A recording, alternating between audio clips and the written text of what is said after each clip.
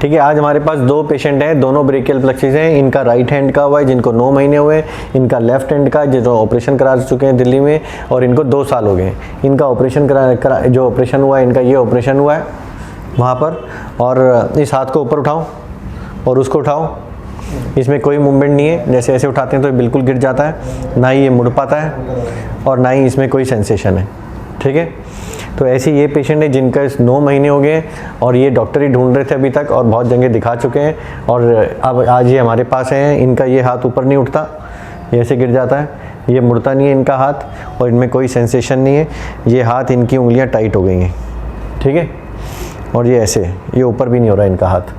तो इन्होंने ना तो एक्सरसाइज ढंग से करी, और ये जल पल के जितने भी निशान हैं इनके यहाँ के, ये सब चीज़ें हैं इनकी। इनका जब हाथ देखते हैं तो इनका हाथ जो है, ये देख रहे हो बिल्कुल इनका भी हार्ड हो गया है। जैसे देख रहे हो यहाँ से मोड़ के ये ऐसे नहीं मुड़ती पूरी। ठीक है, और ये अंगूठा ऐसे पूरा नहीं आता, ये गैप नहीं है।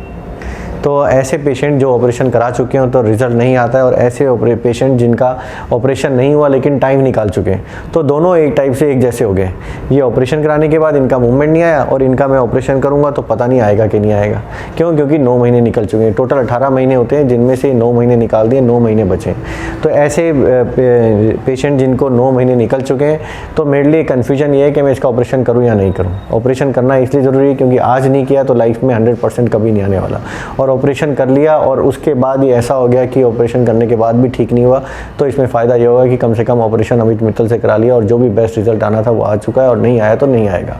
फिर भी इनका ऑपरेशन क्यों करना ज़रूरी है? क्योंकि आज हम इनका ऑपरेशन वो करना चाहते हैं जिससे हम कहीं और से नसें ना लें, यहीं की नसें यहाँ पे ट्रांसफ़र करें, और क्या पता उससे कोहनी मुड़ने लग जाए।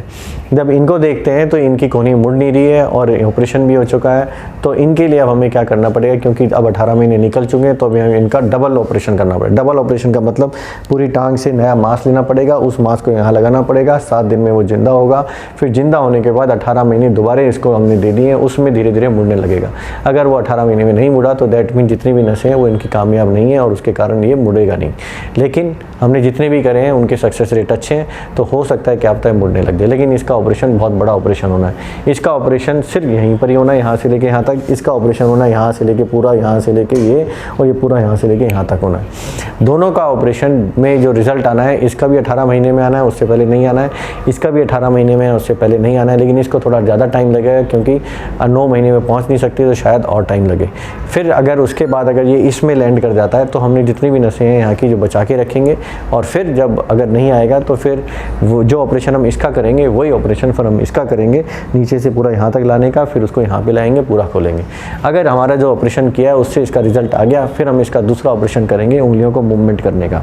लेकिन अगर इसी जो हमने पहला ऑपरेशन किया उससे रिजल्ट नहीं आया तो आगे जाने का मतलब ही नहीं है, क्योंकि पहली चीज़ों से रिजल्ट नहीं आया।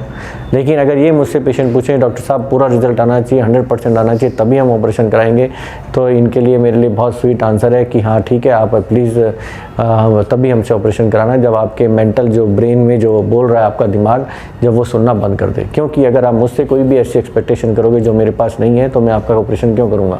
मैं ऐसे आदमी का ऑपरेशन करूँगा जो मुझसे कहेगा कि सर जो भी रिजल्ट आए मुझे ऑपरेशन सिर्फ आपसे कराना है, और जो भी आएगा मैं उससे एक्सेप्ट करूँगा। तो ऐसा आदमी ठीक भी होगा, रिजल्ट भी आएगा, और जो आदमी दिमाग में एक कंडीशन आगे रखेगा उस आदमी का डॉक्टर भी ऑपरेशन करने में हिचकेगा और रिजल्ट भी पता नहीं आएगा।